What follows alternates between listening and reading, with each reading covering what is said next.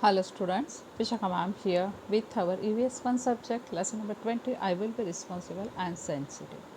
Okay, now we start. Firstly, see this picture. Birthday celebration is Shayad. It was Deepika's birthday. She had invited all her friends to her house. When her friends come, she put a music on a loud volume and all of them began to dance and have fun. Deepika का birthday था, उसने birthday के लिए अपने friends को invite किया और उसने लाउड वॉइस में म्यूज़िक ऑन किया और उसके सब फ्रेंड वहाँ डांस करने लगे. देन देखो, her neighbor was an elderly person. He suffered from high blood pressure. He could not tolerate very loud music. लेकिन उसके जो नेबर थे, जो ग्रैंडपा थे, उनको ब्लड प्रेशर की डिसीज़ की बीमारी थी और वो हाई वॉल्यूम वो सफ़र नहीं कर पा रहे थे. तो देखते हैं इसके बाद क्या हुआ.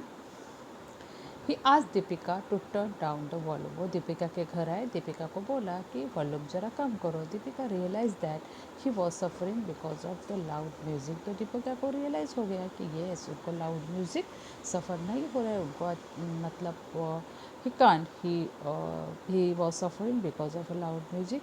She turn down the volume at once. तो उसने वॉल्यूम क्या किया, कम किया. तो मतलब कैसे, उसने अपनी रिस्पॉन्सिबिलिटी और वो सेंसिटिविटी, इसने अपनी रिस्पॉन्सिबिलिटी अच्छी तरह से पहचान ली और ग्रैंडपा के रिक्वेस्ट के हिसाब से उसने अपना जो बर्थडे के लिए जो सेलिब्रेशन कर रही थी, लाउड म्यूज़िक लगाया था, वो उसने कम कर दिया. सेकंड पिक देखो. And he realise his mistake. उसको उसकी मिस्टेक रियलाइज़ हो गई. Rahul's grandmother use to wait for him to return from school every day. When he returned, she would give him something to eat. Rahul's grandmother used to wait. Rahul की grandmother wait करती थी for him to return from school every day. School से return आने तक राहुल की grandma उसको wait कर रही थी, उसकी वेट कर रही थी. व्हेन ही रिटर्न, जब वो रिटर्न आता था, she would give him something to eat. वो उसको कुछ तो खाने के लिए देती थी. She asked him about what had happened in the school that day. उस दिन स्कूल में क्या हुआ, वो ग्रैनी उसको पूछती थी. As for Rahul, he couldn't wait to finish eating and watch cartoon on TV. लेकिन राहुल का खाने पे तो ध्यान नहीं था, तो ग्रैनी के बोलने पे कहाँ ध्यान देता. वो फटाफट अपना खाना फिनिश करते टीवी ऑन करता था. Grandmother felt very bad that Rahul didn't talk to her properly.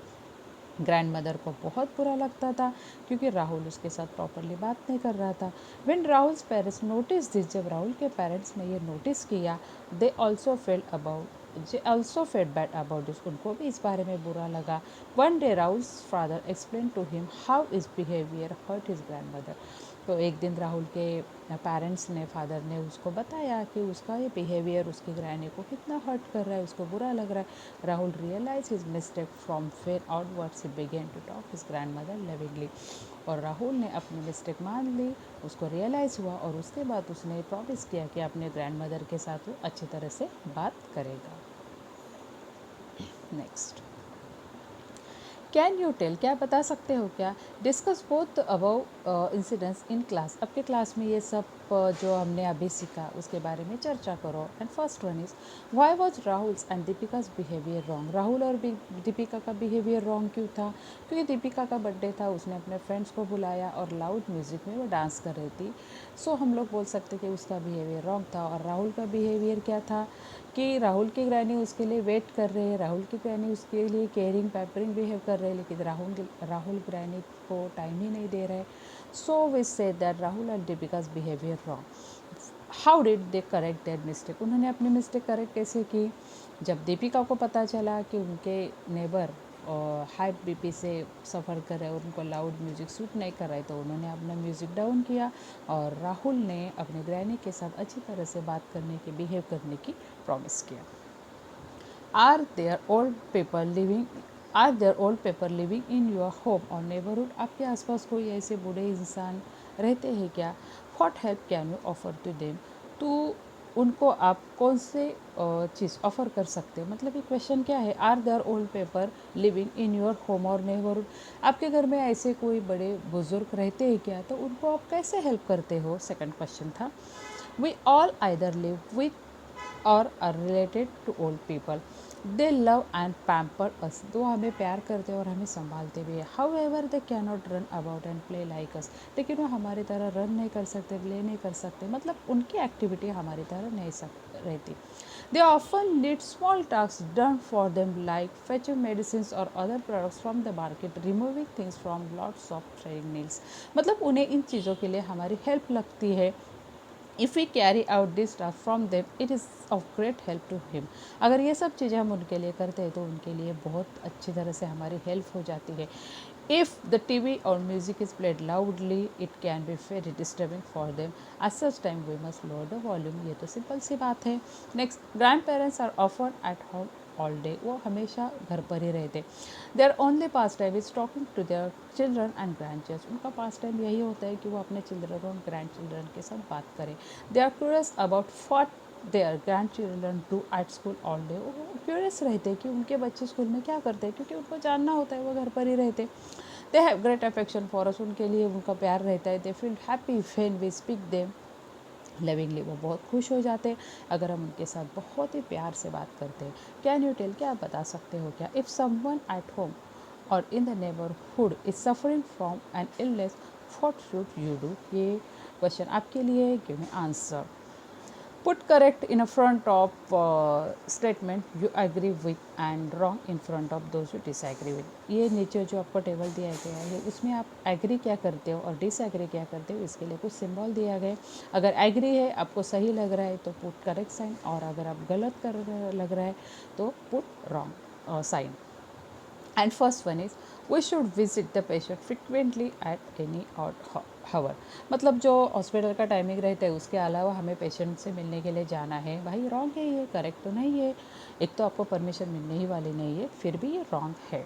The patient should be given medicine at the proper time. Proper time पे पेशेंट को मेडिसिन मिलनी चाहिए, सही है. So put correct sign here. The patient should be offer fried food. Patient को fried food देना सही है क्या, wrong. The patient should not be given unwanted advice. Patient को अनवांटेड एडवाइस हमें नहीं देना चाहिए, करेक्ट है. The patient must be given meals at the right time. Right time पे ही उनको मील देना चाहिए, सही है. We can watch T V at a loud volume in a patient room. Patient के रूम में जब कभी कभी T V facility, sofa facility रहती है, इस टाइम हम सोफे पे आराम से बैठ के टी वी लाउड म्यूज़िक लगाना चाहिए क्या, नहीं. म्यूज़िक नहीं, मोबाइल पे भी हमें लगाना रॉन्ग बात है. So put wrong sign here. The patient must be bath only as per doctor's order. Doctor जैसे पेशेंट को बताते हैं वैसे उसको बात लेनी चाहिए, सही है. So put correct tick here. When the patient is better, medicine should be stopped immediately without consulting the doctor. अगर पेशेंट को कवर हो रहा है, अच्छा लग रहा है, तो विदाउट कंसल्टिंग, डॉक्टर से बिना पूछे हमें उसका मेडिसिन बंद करना है क्या, रॉन्ग है. Next page.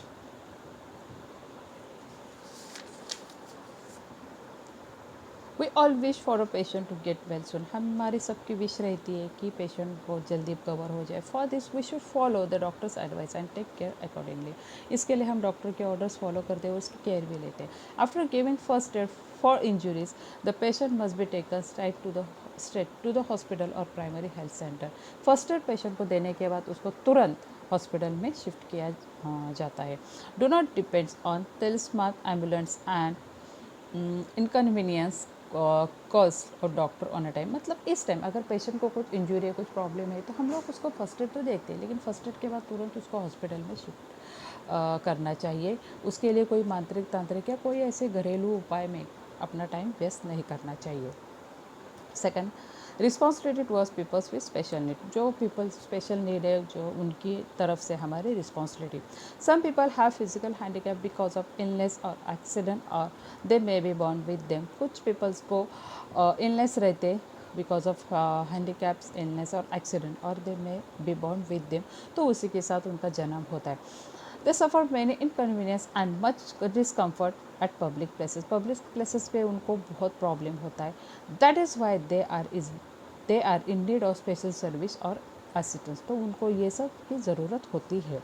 Do you know, क्या आपको पता है क्या, वी हैव बीन सक्सेसफुल इन eradication polio in our country. The World Health Organization has prized India for this achievement since the campaigns against polio was carried out with dedication over many years. The disease was eradicated. मतलब polio ये disease पुराने ज़माने में था, तो उस time बहुत सारे लोगों को पोलियो सफ़र करना पड़ा। बहुत सारे लोगों के पैर ऐसे पोलियो से बोलते हैं ना उसको, हाँ, मतलब उनके पैरों में इन्फेक्शन आने लगा, उनको चलने में तकलीफ़ होने लगे। लेकिन नाउ अ डेज़ अभी के लाइफस्टाइल में ऐसे इसके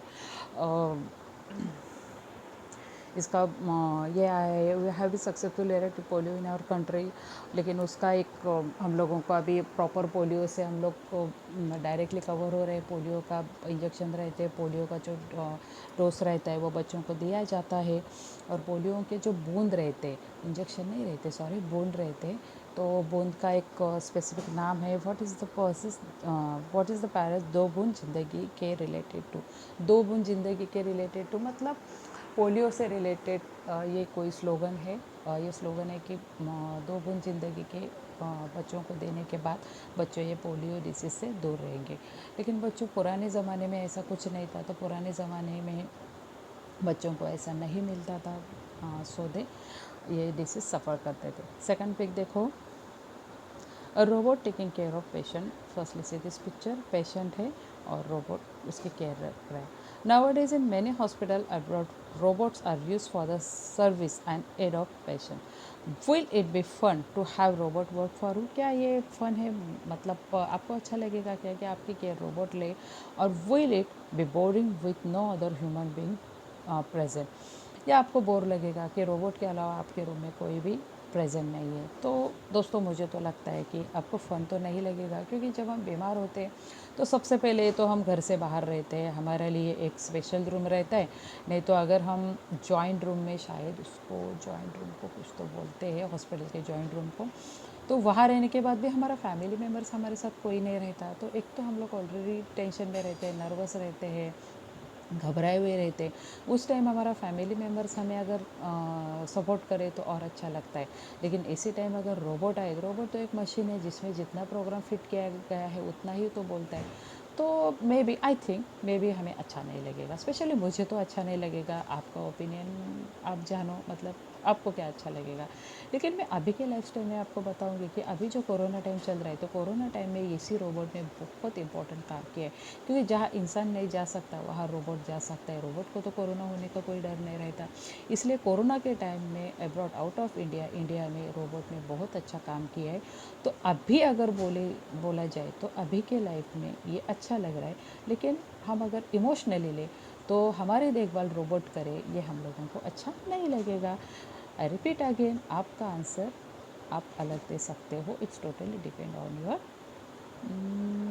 इमोशंस। आपके जैसे इमोशन, आपको जैसा लग रहा है। आप अगर इमोशनली हो तो आपका आंसर नो रहेगा।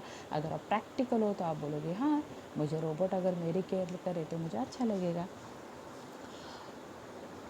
Yes, we are so completed. Try this, try करना। Divide all the student in class into two groups. Class के बच्चों को दो ग्रुप में डिवाइड करना है। Blindfold the students in group A but not those in group B. Group A के student को ब्लाइंड फोल्ड मतलब आँख में पट्टी बनना है, लेकिन बी ग्रुप के स्टूडेंट को ना।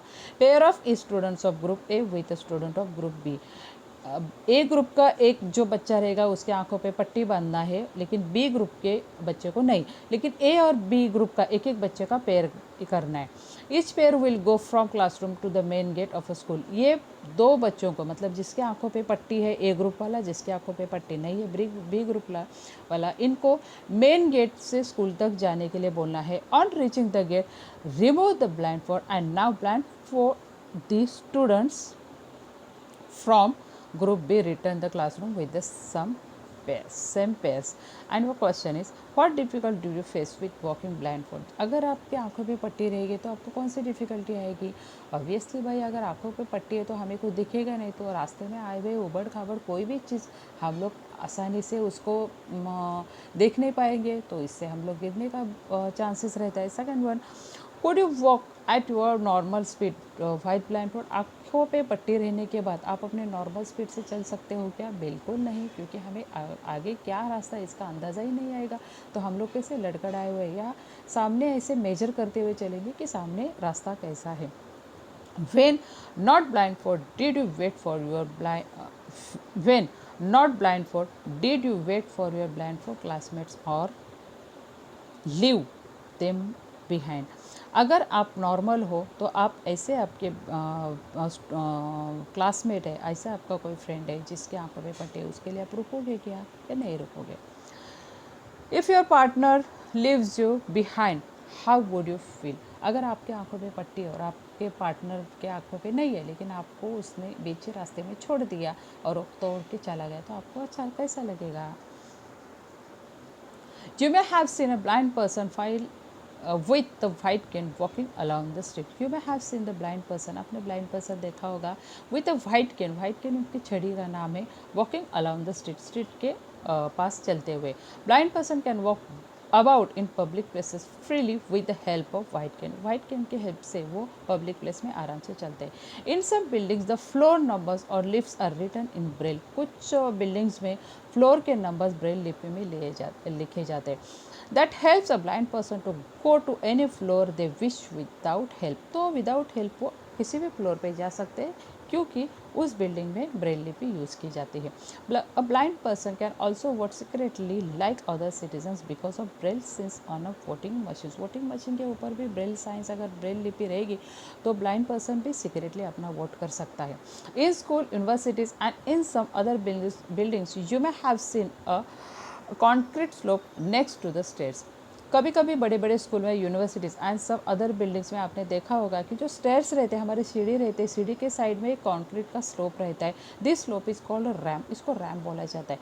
Ramp makes is possible for people in wheelchair to enter the building. ये रैम्प हेल्प करता है किसको? Those people in wheelchair to enter in building. Some buildings also have special toilet for people in wheelchairs. Next, these facilities exist so that people with special needs can live their daily life easily. However, these facilities are not available everywhere. We must treat people with special needs with care, whether these facilities exist in public places or not. लेकिन ऐसी facility सब जगह नहीं होती, तो जिस जगह नहीं है उस जगह हमें ऐसे स्पेशल बच्चों को, स्पेशल पर्सन को हेल्प करनी चाहिए, because it's our responsibility, because we are sensitive. Ramp देखो यहाँ दिखाया गया है. Blind people can read and write by using their sense of touch. उसका सेंस ऑफ टच रहता है, उससे वो ब्लाइंड पेपर रीड कर सकते हैं. This system of writing is called Braille, और इसको ब्रेल लिपि बोलते हैं. मैंने पहले भी आपको बोला था. Braille characters make use of raised dot create on a paper. Paper पे ऐसे डॉट डॉट डॉट डॉट से क्रिएट की जाती है लिपि. इस characters has a fix number of arrangement of dots. A blind person can read the paper by filling this raised dot. और ये रेज डॉट को फिलिंग करके वो अपना जो कुछ भी अपना राइटिंग रहेगा वो रीड कर सकते हैं. However all the books written in ordinary scripts are not available in braille. लेकिन जितने भी अभी ये ज़माने में या जितने भी अभी दुनिया में ऐसे सब बुक्स है वो सब ऐसे ब्रेल लिपि में नहीं है.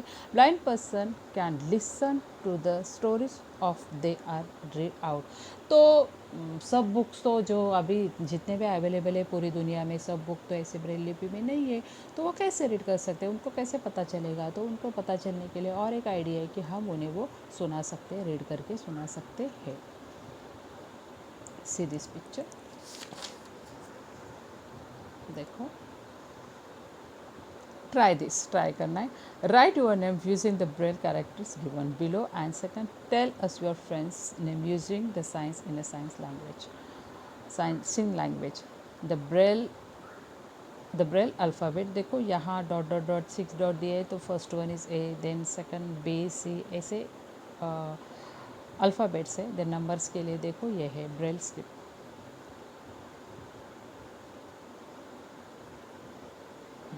यहाँ देखो कुछ इसका नाम क्या है, sign language use in India. India में साइन लैंग्वेज यूज़ किया है. सपोज ए के लिए ये है ये, तो जो हियर नहीं सकते, सुन नहीं सकते, इनके लिए ये है. People who cannot hear using sign language, they are also taught how to lip read to follow that other people are saying. People जिनको सुनाई नहीं देता वो कभी कभी हमारी बातें हमारे लिपसिंग के थ्रू भी समझने में कार्यरत रहते हैं, मतलब उनको समझ में आता है. They can follow other people speech if they speak slowly and clearly. अगर हम स्लो और क्लियरली बोले तो हमारे लिपसिंग के थ्रू वो समझ जाता है. Special sign news programs are broadcast and television from people who cannot hear. तो टेलीविज़न पे ऐसे लोगों के लिए स्पेशल प्रोग्राम्स रहते हैं जिनके वजह से वो जो कुछ भी न्यूज है वो अच्छी तरह से समझ पाते हैं। डू यू नो, क्या आपको पता है क्या?